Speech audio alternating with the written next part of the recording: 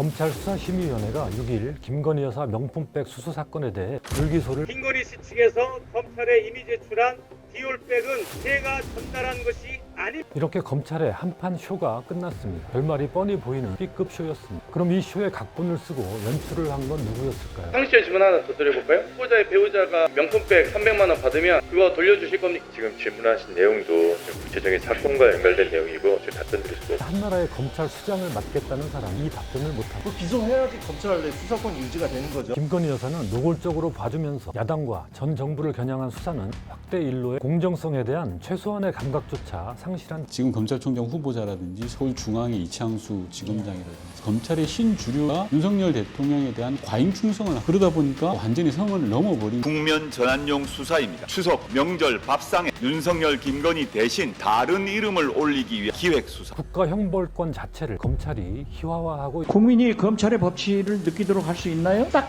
느끼는 사람은 윤석열 대통령하고 김건희 연구인이에요. 당장 김건희 특검을 도입해야.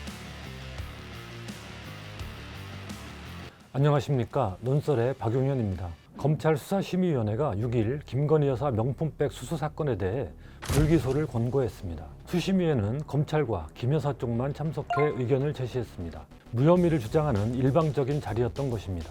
명품백이 청탁용 선물이라고 주장하는 최재형 목사는 사건 관계자인데도 수심위에 참석하지 못했습니다. 수심위 위원들의 면면도 공개되지 않았고 논의 내용이 어땠는지도 공개되지 않았습니다.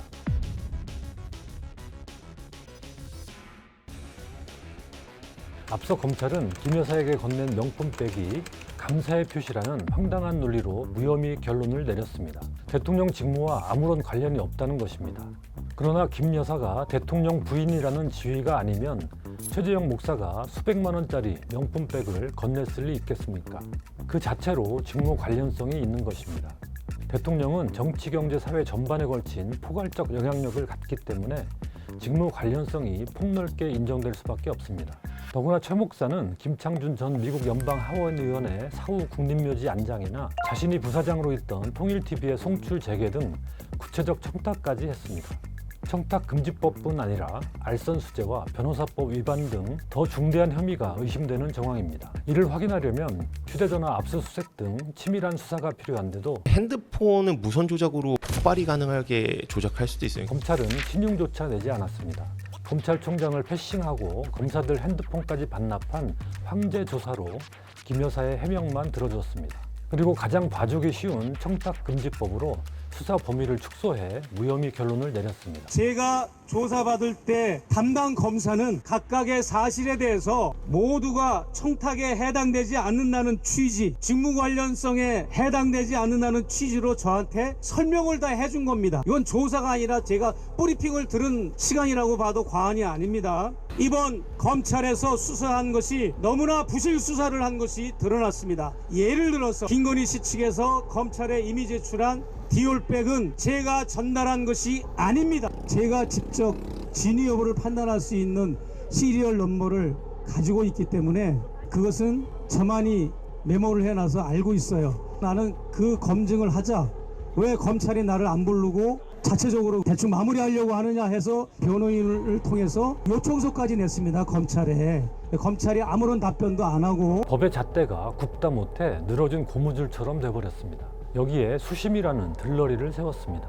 이원석 검찰총장은 소모적인 논란이 지속되고 있기 때문에 검찰 외부의 의견까지 들어서 공정하게 사건을 매듭짓는 것이 바람직하다는 수심위를 직권 소집했습니다. 그러나 동시에 수사팀 의견을 존중하고 그리고 또 수사심의위원회의 심의 결과도 존중할 것입니다. 수사팀 결론에 힘을 실어줬습니다. 수심위가 요식 절차에 불과할 것이라는 예고와도 같았습니다. 수심위는 검찰의 독단적 결정을 막고 민의를 반영한다는 취지로 만든 제도입니다. 최근 여론조사를 보면 서울중앙지검 수사팀이 김 여사 명품 가방 수수 의혹 사건을 혐의 없음으로 결론 지은 것에 어떻게 생각하냐는 질문에 64%가 동의하지 않는다고 응답했습니다. 그러나 수심위는 편파적인 밀실 진행 속에 민심과는 동떨어진 결론을 내렸습니다. 이렇게 검찰의 한판 쇼가 끝났습니다. 결말이 뻔히 보이는 B급 쇼였습니다. 주연은 이창수 서울중앙지검장과 초유의 핸드폰 반납 연기를 선보인 수사팀 검사들입니다. 조연은 총장 패싱과 수심위 소집으로 분량을 채운 이원석 검찰총장입니다. 수심위 위원들은 익명의 엑스트라였습니다. 그럼 이 쇼의 각본을 쓰고 연출을 한 건 누구였을까요? 여러분의 의견은 어떠신지 댓글로 남겨주시기 바랍니다.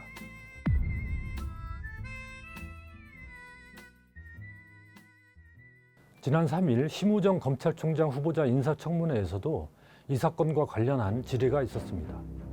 그런데 심 후보자는 답변을 아예 못했습니다. 상식적인 질문 하나 더 드려볼까요? 후보자의 배우자가 명품백 300만 원 받으면 그거 돌려주실 겁니까? 인지한 즉시 지체 없이 돌려주실 겁니까? 위원님, 지금 질문하신 내용도 지금 구체적인 사건과 연결된 내용이고 제가 답변 드릴 수가 없어요. 네, 후보자님, 구체적인 사건명도 얘기하지 않았고요. 본인이라면 어떻게 하겠냐라고 묻는데 그거를 사건과 연루시켜가지고 답변할 수 없습니다. 이렇게 얘기하면 어떡합니까? 위원장님, 지금 곧 내일 모레면 수심위가 열리지 않습니까? 모든 부분이 사건과 연결될 수 있기 때문에 제가 좀 답변 드리기가 조심스러운 부분이 있습니다. 아니, 그러니까 후보자의 부인께서 고가의 선물을 받았으면 본인은 어떻게 하겠냐 그러면 저라면 이렇게 하겠습니다. 이렇게 답변 못합니까? 제가 모든 질문이 지금 구체적인 사건과 연결되는 부분에 대해서는 좀 답변 드리기 어렵습니다.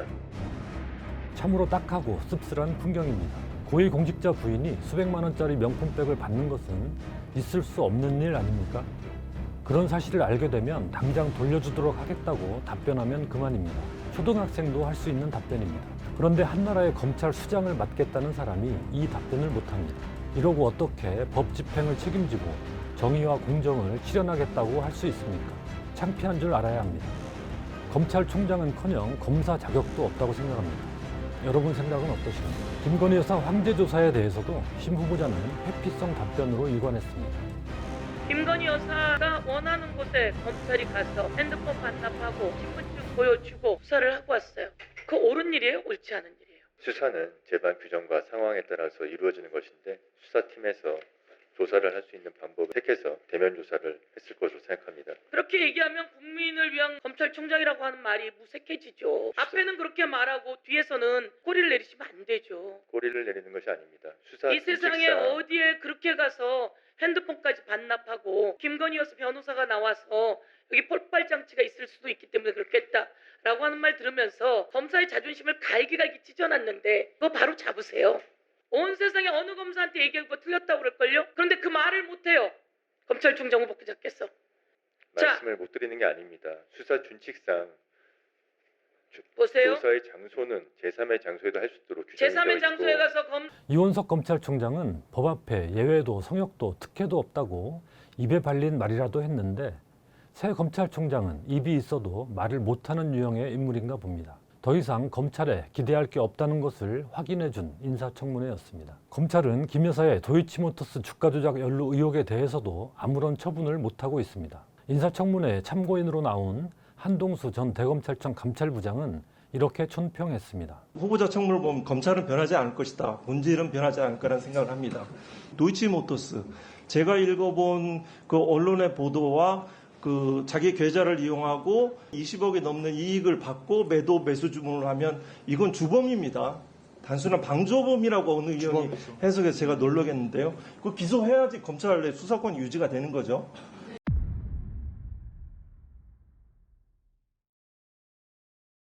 이런 상황에서 검찰이 문재인 전 대통령을 뇌물죄 피의자로 적시하고 수사에 나섰습니다. 김건희 여사는 노골적으로 봐주면서 야당과 전 정부를 겨냥한 수사는 확대 일로에 있습니다.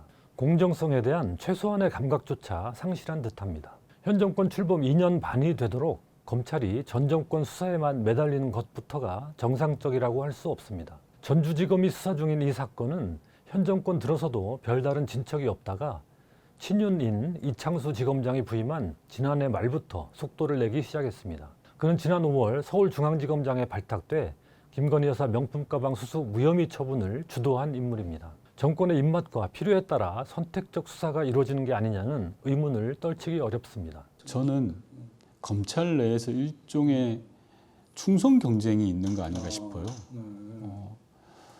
김건희 여사 명품백 사건에 대한 수사 문제로 인해서 소위 검찰의 구주류, 현재 총장, 그리고 서울지검장들을 물갈이 시켜버렸지 않습니까? 그렇죠. 그런 상황에서 지금 검찰총장 후보자라든지 서울중앙의 이창수 지검장이라든지 저는 이 신주류, 검찰의 신주류에 대가 윤석열 대통령에 대한 과잉 충성을 하는 거죠. 그러다 보니까 완전히 선을 넘어버린 거죠.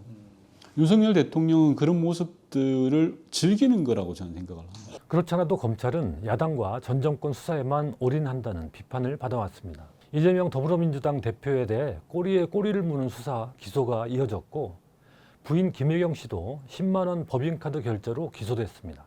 문재인 전 대통령 부인 김정숙 씨도 인도 출장 의혹으로 수사를 받고 있습니다. 이제와 전직 대통령까지 수사 선상에 올리는 게 통상적인 수사라고 여길 국민이 얼마나 되겠습니까? 노무현 전 대통령의 경우에 2008년 겨울부터 시작해서 2009년 봄까지 수개월 동안을 괴롭혔습니다. 당시에 광우병 문제로 인해서 촛불 집회가 전 국민적으로 참여를 했잖아요. 그래서 이명박 정권의 국정 운영 동력이 급격하게 떨어지는 상황에서 타겟을 노무현 전 대통령으로 삼고 언론 프레이라든지 여러 가지를 통해서 괴롭혔지 않습니까? 지금도 저는 마찬가지라고 보거든요. 의료 대란이라든지 지지율은 20%대, 국정 운영 동력을 사실상 잃어버린 상황이잖아요. 그러니까 국면을 전환해서 뭔가를 도모하기 위해서 저는 문재인 전 대통령을 이용하고 있다고 봅니다. 없는 죄를 만들어 뒤집어 씌우고 언론 플레이를 통해서 마치 큰 죄가 있는 것처럼 몰아가는 것이 2008년 노무현 전 대통령 상황과 너무나 유사하고요. 게다가 검찰발 수사 정보가 언론에 흘러나오면서 피의사실 공표 논란까지 불거졌습니다. 노무현 전 대통령 수사 당시에 논두렁식의 보도를 떠올리게 합니다. 전직 대통령 망신주기 수사가 현대사의 커다란 비극으로 이어졌던 경험을 검찰은 기억에서 아예 지워버린 듯합니다. 윤석열, 김건희 두 사람의 범죄 혐의는 온갖 법 기술로 덮어주는 검찰이 제1야당 대표와 가족, 전직 대통령과 가족에 대해서는 기본 도의를 무시하는 수사를 전개하고 있습니다. 정치검사들은 피의사실을 흘리면서 낙인을 찍고 여론재판을 진행합니다. 검사의 검자가 칼검자가 아닐진데 찌르고 또 찌릅니다. 찌른 후에도 비틀고 또 비틉니다. 윤석열 대통령의 지시 아래 했는지 아니면 알아서 충성했는지 알 수 없지만 국면 전환용 수사입니다. 추석, 명절, 밥상에 윤석열, 김건희 대신 다른 이름을 올리기 위한 기획 수사입니다.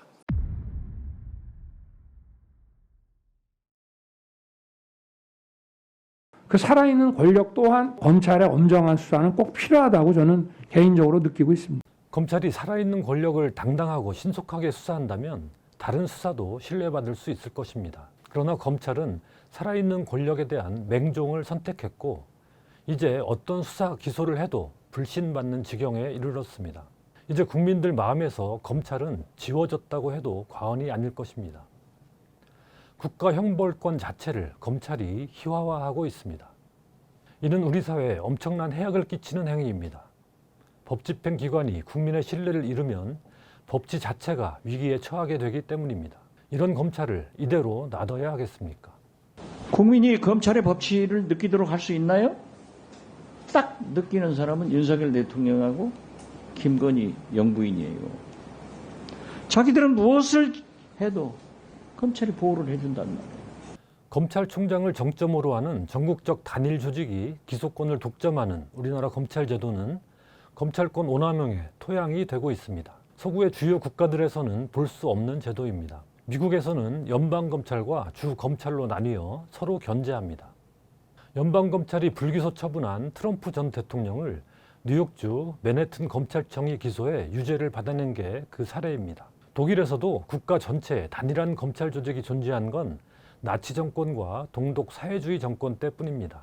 16개 주마다 독자적인 검찰 조직이 있습니다. 연방제가 아니라 중앙집권제 국가인 프랑스도 한 명의 검찰총장 아래 전국의 검찰이 묶여있지 않고 35개의 고등검찰청 단위로 조직이 나뉘어 있습니다. 사실상 35명의 검찰총장이 있는 셈입니다. 이에 대한 자세한 내용을 다룬 제 칼럼을 아래 고정 댓글에 링크해 놓겠습니다. 관심 있는 분들은 참고하시기 바랍니다.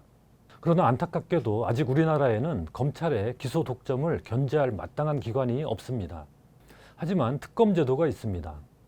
별도의 조직을 두지 않고도 검찰의 독점적 기소권을 견제할 수 있는 장치입니다. 당장 김건희 특검을 도입해야 할 것입니다. 근본적으로는 기소권을 여러 기관으로 나눠 서로 견제할 수 있도록 해야 합니다. 후진적인 검찰과 검찰 제도에 종지부를 찍어야 합니다. 검찰을 권력과 검사들의 손에서 빼앗아 국민의 손에 되돌려 놓아야 합니다.